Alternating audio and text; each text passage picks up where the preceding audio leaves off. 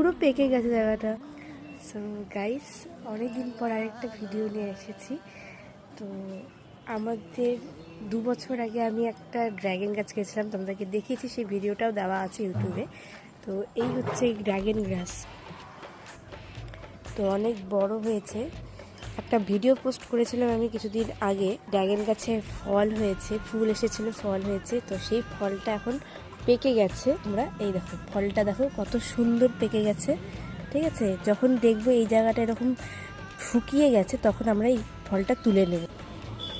এরকম ঘুরিয়ে ঘুরিয়ে ঘুরিয়ে ঘুরিয়ে ফলটাকে আমরা তুলে নেব।